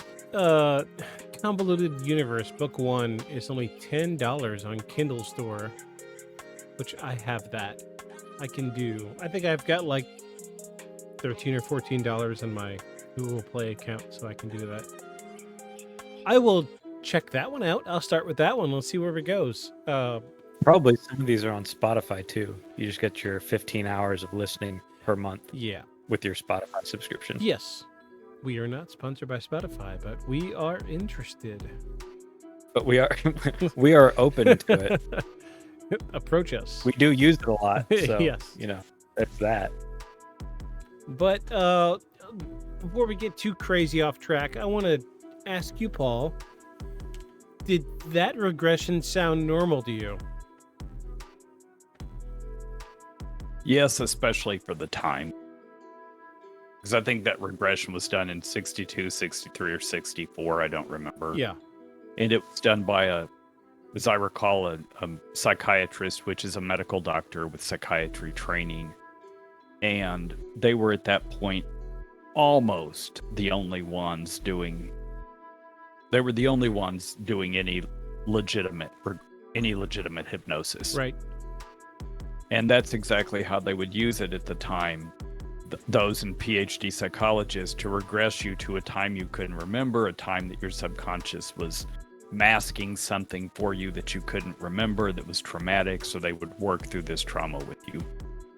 Much like I learned to do in the seminary program of guided meditation, taking the person back to a time when their now deceased loved one was there, present, and they could see them and talk to them and that sort of thing. This whole past life regression came about much, much later. Probably Dolores Cannon and her husband worked on that sort of thing quite a lot, as did Dr. Michael Newton. And he wrote a book, Journey of Souls, very interesting. He was a PhD psychologist and would use regression, and he just found people suddenly in past, in what are known as past lives. And that was really looked down upon in the professions. It is, some kind of parlor trick or game or something, and they just wouldn't really get into it. But he was just experiencing it so much, he began doing it and then wrote a very fascinating book about it. Okay. Several fascinating. So let's wrap this up in a tiny little bow. I do have a couple small paragraphs I want to read. The last little bit of the research. So it's about the investigation, publicity, and legacy. The Hills case drew attention from UFO researchers, the media, and general public, becoming one of the most well-documented alien abduction stories in history. However, it also attracted skepticism. Some critics argue that the Hills experience was simply the result of sleep deprivation and the stress of their long road trip. Others suggested that Betty's dreams played a significant role in shaping the couple's memories, with Barney unconsciously adopting elements of her dreams during the hypnosis session. Dr. Simon himself believed that the abduction memories were not actual events, but rather a psychological manifestation of the couple's stress, particularly given the status of an interracial couple during a period of significant social tension in America. He suggested that the memories of alien abduction were a kind of fantasy born out of Betty's dreams and Barney's anxiety, though he never discounted the possibility that they experienced something extraordinary. Despite the skepticism, the Hill story became a pivotal moment of UFO histories and lore. Their case was first widely reported alien abduction and introduced many elements that would become staples of subsequent alien abduction reports: missing time, medical examinations by non-human entities, and hypnotic regression revealing repressed memories. In 1966, John G. Fuller published a book entitled The Interrupted Journey, which chronicled the Hills' experience in detail and brought their story to an even wider audience. The case was also dramatized in the 1975 television movie, The UFO Incident, starring James Earl Jones, Estelle Parsons, and as Betty and Barney and Betty, further cementing the Hills' place in UFO history. To this day, the case of Betty and Barney Hill remains one of the most famous and controversial UFO encounters ever reported. While some investigators continue to believe that the Hills were genuine victims of alien abductions, others maintain that the case can be explained by psychological factors, misinterpretations of natural phenomena, or even cultural influences. The Hills story continues to endure as defining moments in both UFO research and popular culture, and it set the stage for the wave of abduction reports that would follow in the decades to come. So, in summary, Betty and Barney Hill's 1961 encounter is a complex and compelling narrative that blends elements of the psychological, the paranormal, and cultural. Whether viewed as truly extraterrestrial or as a product of psychological stress, the story has left an indelible mark on collective imagination in the study of UFO phenomena. Which brings us to our conclusion. What are we thinking? I feel like it's pretty plausible. I mean, I hear all the things that the psychiatrist said, and it's kind of similar things to what I'm feeling. In that, you know, I think you've got a couple of possibilities. I think they could have been attacked on the road, and this is how they remember it. I think they could have been abducted by some sort of otherworldly beings, and this is what they're remembering. Or, I mean, they were up for like 20 hours. You know, although this is a weird way for sleep deprivation to express itself. Normally it expresses itself as falling asleep while driving and crashing. Yeah. And they didn't crash the car. So, and they managed to make it home and had this weird time that they missed. That's not usually how sleep deprivation manifests. So I think I'd rule out sleep deprivation, but I wouldn't rule out something traumatic happening to them on the road, given the time and their situation and that they were already afraid of it. But I don't know. I think it's credible. I think it's credible. I think it's unlikely that they both would have manifested the same overlay to cover up a traumatic experience that was not alien abduction. So I'm gonna give it a +1. Bing bong. Paul. I want to say something that I don't that I think will oversimplify it. And this is not what I think, but I think we cannot ignore this. Okay. By this story, the fact that they are a mixed race couple in 1961 is no longer the weirdest thing about it. Right. And it diverts attention from this glaring problem in American culture and society at the time, that they're just the poster children.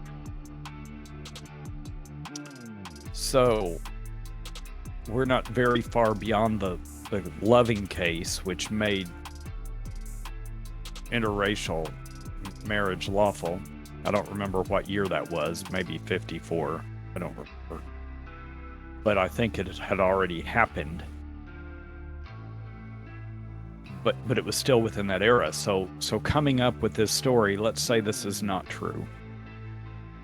Coming up with this story suddenly makes this the least. You know, the fact that they're a mixed race couple, that's no longer the interesting thing about. That's like a side salad to the main meal of, my God, they were abducted by aliens. Right. Oh, I see. Right. So it kind of diverts attention from this thing. And I don't think we can ignore that possibility. And that's way oversimplifying the situation. I think racial problems in this country are and were very nuanced and very difficult for all sorts of reasons. I think something traumatic happened to them. I don't know if it was this. I don't know if the things I've heard people say when they've been in hypnosis are real. I just know that we hear an awful lot of stories like this from people that don't know one another, that have not met together, have not gotten their stories straight. Sometimes they remember these things with hypnosis, sometimes they remember them without. And boy, the stories are shockingly similar. It's the same thing with past life regression and hypnosis. Sometimes people say, oh, I can't be hypnotized. What I've come to realize is everyone can be hypnotized, whether they believe it or not. And almost everyone's mind, and by almost everyone I've ever seen, heard of, or experienced, you can regress them to something that you would consider a past life.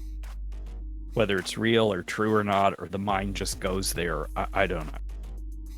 But I think that in this hypnosis, unless they had this pretty renowned physician on board with this story, which he says, hey, I don't think this is what happened. I think they had some other event. And there was stress. I don't know that stress is the answer, but I think some other traumatic event occurred. But what I do know is everyone's mind seems to go there, and I think that that's probably worth exploring and talking about and considering. And from my mind, from my lawyer brain, you know, I like evidence. What's the evidence? I do know that memories are imperfect. Memories can change. You can have three people that watch a relatively simplistic car wreck, for example, or they watch a man come in and rob the bank, and they all tell a shockingly different story. Yeah. Three eyewitnesses to the same event, close in time, when you're interviewing them later, will tell a shockingly different story. And so the point of that is memories are not great. And in fact, as a lawyer, I and many other lawyers say when people come to court to testify, we call it test a lie. And maybe it's not that they're intentionally being deceitful, but I just think that we probably, in the legal system, for example, rely way too much on testimonial evidence. And knowing how people's memories are and how ideas and how memories can change and how you remember things may not be quite how they were, may not be right. And then that's not even considering people with agendas. So it's just hard, right? I don't know what to think about this story. It's certainly fascinating. And it seems like they're the grandparents or great-grandparents of modern day abduction stories. Because all the abduction stories after them seem to be reasonably similar. And as you all pointed out, that's where the Greys came from, was pretty much probably this story. And then I have to ask, well, were the subsequent abduction stories similar because they are all hearing this and conforming to this story? Or is it similar because we've never been asking and recording these things people are saying? And now we're actually asking and looking, because if you don't think something's happening, you're not going to look for it. When you don't look for it, you don't see it.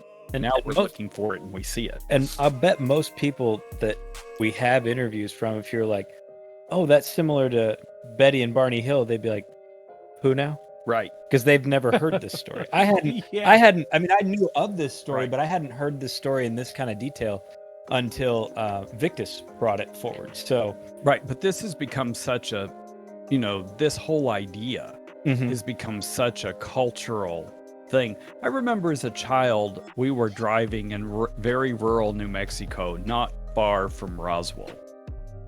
As a New Mexican, I would think we were far from Roswell, but everyone else everywhere in the world, oh, you were by Roswell. Yeah, sort of, we were. And we saw some weird light thing moving in the sky, and it was probably a plane. And then my grandparents told me about the time they saw something that went along the roadway, and it wasn't a plane. And they told me a bunch of stuff about it, and it didn't take them anywhere, and it didn't anything, but they followed it followed them for a long time. And I was like, was it a helicopter? Was it this? No, it wasn't any of that. And then it just sped off, like just fast, far away, fast, way up, and then was gone. Yeah. After some period of time. And I remember them telling me that. And I was fascinated with that as a child. So anytime we went anywhere, and it was night, of course, I'm looking out the window, wondering if we would get to see the light. So I guess, the thing that we base our checkout on the story is, does it seem like fake story or a legitimate story? So I think it's legitimate. I think what the story they're telling is legitimate. Now, whether it actually happened. Right. Well, because we have some straight out fakes and bogus, made up stuff. Yeah. We have stories that are just flat out made up. Right. So I don't think this is made up in that regard. What was the weeping snot blob thing? The squonk. The squonk. Yeah, the squonk. Totally garbage, bogus. The squonk is fake. Tourist getting fake thing, but we ought to apply this sort of test and then start going and looking at all these religious claims. So we have weeping statues, Ganesh that drinks milk, all sorts of things. Rich has a basic metric. We have the standard. We look at something and then we say, who's making money off of this? That's right. That's the crux of every story. So let's directly apply it to this, Betty and Barney Hill. Who's making money off of this? No one, I don't think. So She continued to work as a social worker. He continued to work for the United States Mail until he died. yeah, Not honestly super long after this. Barney Hill, after the few years of hypnosis and dealing with that, he wanted nothing to do with this.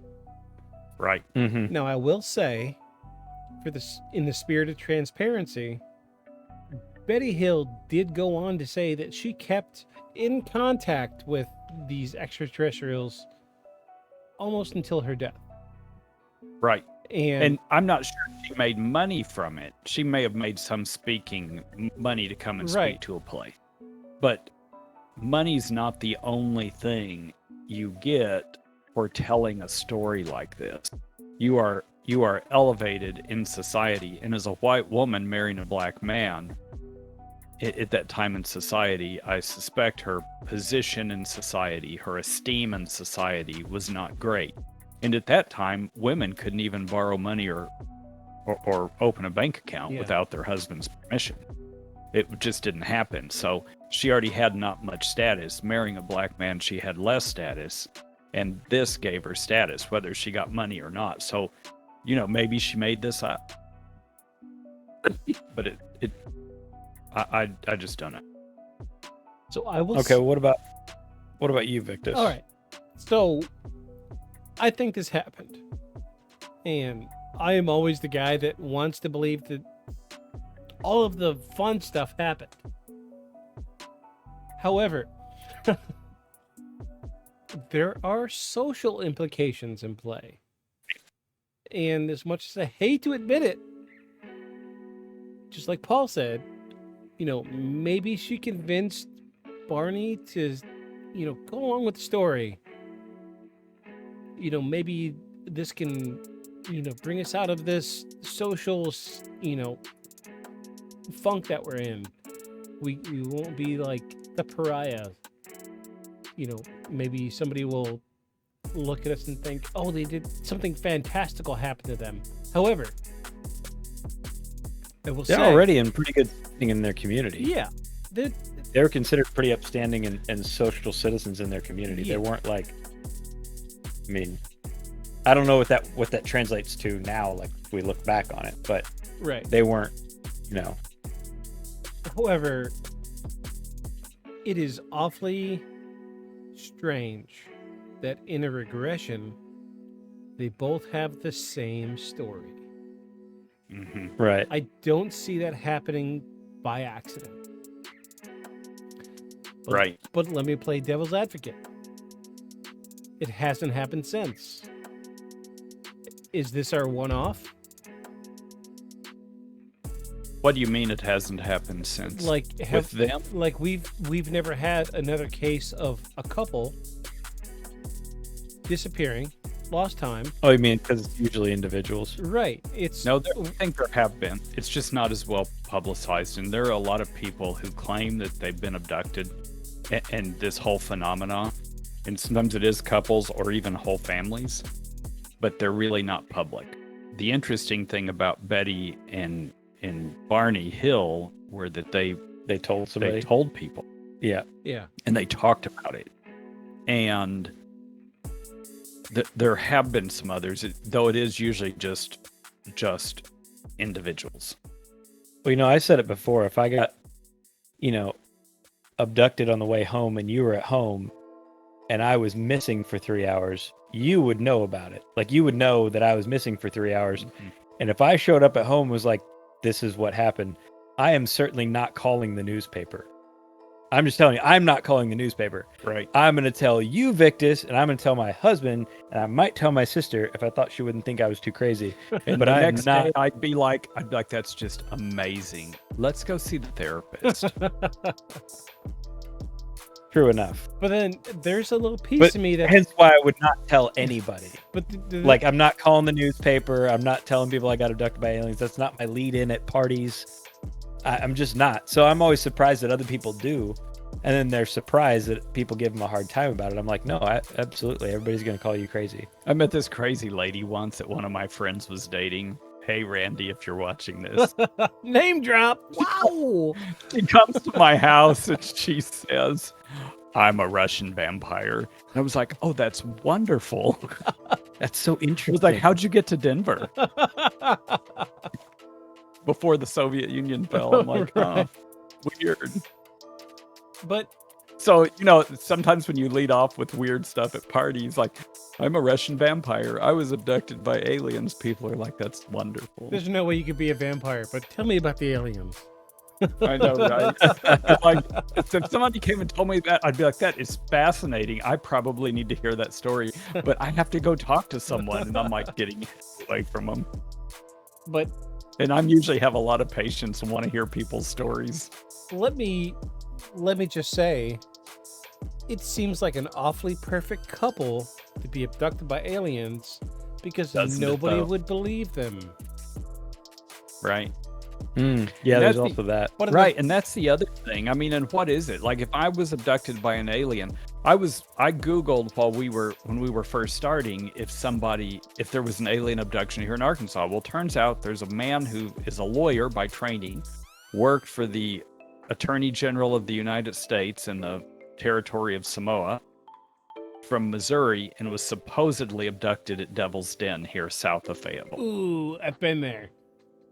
Yeah, me too. His name's Terry Lovelace. Wait, So do I know that? Do I he- know him? I don't know. I tried to figure out if I knew him, and I don't. But he's got a book, and I'm like, oh, I better read this, right? So I was like, we need to get an abduction person to come to the studio, and interview with us. But he's not here. He looks like he lives in Dallas. Oh, But he's written a book. He wrote a book about it, that would be an and- interesting person to interview. right? And that's interesting because the thing about that is if you're a lawyer, or a banker, or a physician, or someone with some sort of a professional license, and you suddenly look like you've gone off the reservation, and you're over here talking about alien abductions. I mean, you might as well be telling people, I'm going to go join the circus. Yeah. So it seems like everyone who claims they've been alien abducted are the same ones that seem to get on the news right after a tornado's hit somewhere, Right. talking about how it took all the trailers out. And I don't know.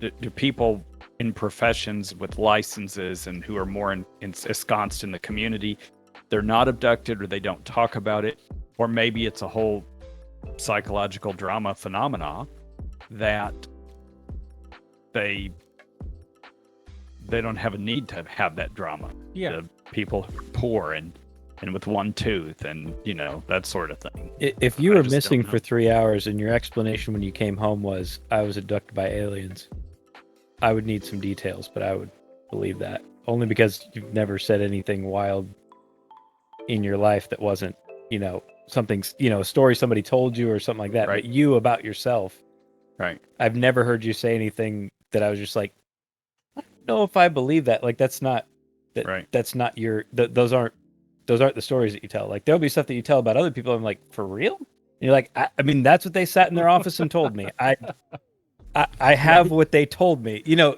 So I'm like, listen, I'm not advocating for the truthfulness of it. Right, but I'm right, telling you right. what they've told me. But so that's why I say, if you came home and you were missing 3 hours, you're like, well, so I think I was abducted by aliens. I'd be like, I think you're gonna have to tell me a little more than that. I believe you, but you're gonna have to tell me the rest of it. That's not enough. Right, and I don't know. I guess you can just keep talking about this, but I don't know what to think about them. Victus, I'm kind of with you. I think maybe it's real and something happened, but I just don't know. Yeah, I'm going to say it happened. And I want to believe it's an alien abduction case. However, it was the first. Do we always believe the first? Right. And, historically and canonically speaking, no, we don't. But Usually not. But usually the first is the first. Right. Go read Keepers of the Garden and some of that other Dolores Cannon stuff. I didn't, become a devotee of it, but boy, it sure made me think differently about things. I didn't know what I thought about the, Betty and Barney Hill thing prior to that. And after reading the Dolores Cannon stuff, especially beginning with Garden, I thought much better. I thought much more Now, about story. I will say that Betty Hill did go on up until like 2 years before she passed to speak at UFO conventions about her case. Right. She didn't Right. necessarily make tons of money off of it. No, sure, Right. she made a little bit of money, but I feel like it was more about getting her story out. Right. It wasn't And necessarily, she lived you know, right, and she lived a long time. I mean, she died at 84. She was 84 when she died. she did not go on and write a dozen books. She did not, Nope. she would give an interview to whoever asked. She was kind enough to give interviews to whoever asked, but she would not go out, they made a movie in the 70s about it. Sure. James Earl Jones was in it. Sure. But you know what? Yep. I bet they Did didn't not- make a ton of money off of it. Did not quit her social work job. And Continued to work. and that's why I feel like, when it comes to cases like this, we follow who made the money off of it. And I don't Right. feel like they really made, like, they didn't leave this world in a mansion. No. Mm-mm. I would almost be willing to wager they were still living in the same house when this happened as when they passed. Probably. So I'm going to say, I'm almost certain. yes. Because he didn't live that Died longer. within 4, 5, 6 years, a decade at the most. So I'm going to say that this really happened. So we got a winner. I think we got a winner. We got a winner. Yeah. Winner with a chicken dinner. And I feel good about this. This was good research. It was good conversation. And look at Paul fighting his podcast legs. Getting engaged in the conversation. Go, go, go. Don't suppress that smile over there. You did good. Did I? You did. I'm glad to have you on, Paul. I really am. I'm glad to be here. Barney Hill died just 8 years later. He was only 46. Okay. all them UFO rays. All the Yeah, the UFO happened rays in- got him. all those I don't know genital what- exams. Yes, the extensive genital exams got him by the aliens. Well, I don't know. Oh, Well, that's what he claimed. it's got And if you read the Keepers of the Garden thing, I think the whole generalized theory of all that with Dolores Cannon is this is basically a gigantic terrarium or garden. And this is just a big experiment. So you're not looking for an anomaly in the matrix. We're looking for a crack in the petri jar, Right. crack in the petri dish. Right. And something that stories like this do make me think is everything we've thought was true in the past in terms of science or archaeology or all these sorts of things. Any of these disciplines that think they know it all, including my favorite discipline, religion, we don't know it all. And things may not be as they appear. We didn't think, for example, humans were here in this continent until relatively recently. But turns out, in White Sands, New Mexico, they have human footprints that are, I don't even remember, 14,000 years Mhm. old or something. I think they said some as old as 16 and 17,000 years. Yeah, that's Human footprint. That's into the last ice age. Yeah. human and it's footprints tracking dinosaurs. Right, With and that- baby dinosaurs. Right. And then, so, these things that just doesn't, what we thought were true or what you learned in archaeology in school just may not bear out. And the fact is that we completely developed in some evolutionary way is probably only part of the story. And So what's the story? Are we some kind of an alien creation? Because when you hear these stories, you have to start asking these questions. Yeah. Now, some of that may sound ridiculous, but I think you can't not ask the question. Right. Of course, as goes my lawyer training, I'm like, ask the question. I want to ask a question. So I just, I don't know. I don't know what to think about it, but I think it opens up a world of questions. What does this mean? And I think that if we want to know, we're going to have to go beyond the conventional thinking. Because, just 150 years ago, we thought hair from a horse tail could turn to a worm. Yeah. And turns out it's not true. And 50 years after that, we thought we couldn't travel on a train because it would suck the air out and we'd die. Right. And, it was just, it was crazy. It's just crazy things. I mean, the church, when it was the only church, excommunicated people who said the world was round.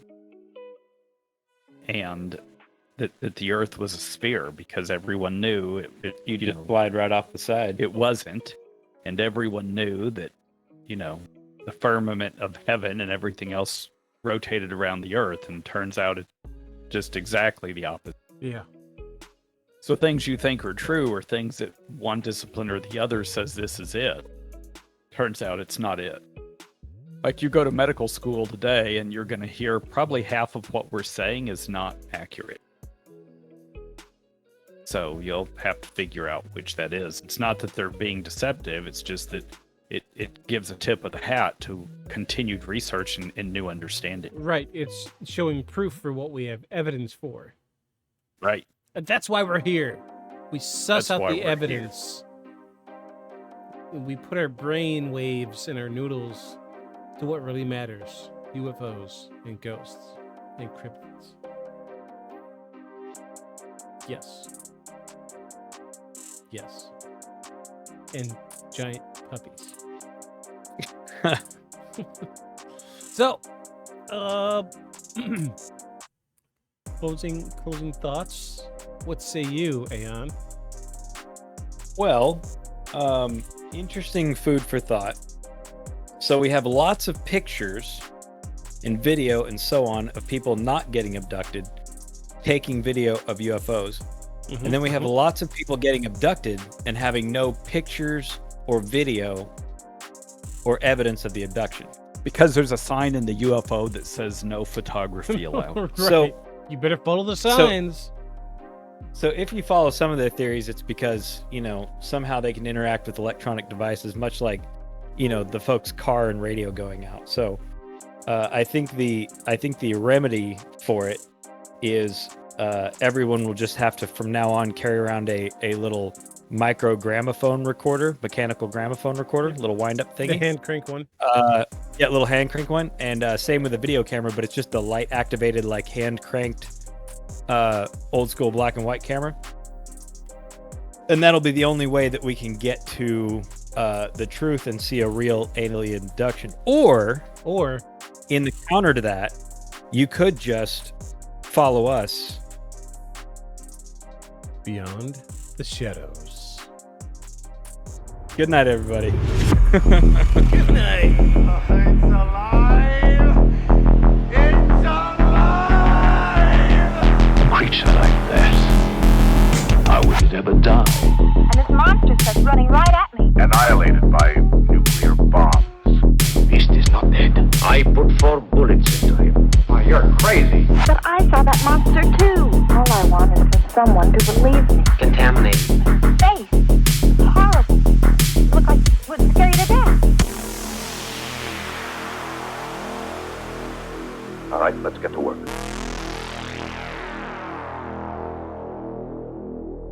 Beyond the shadows.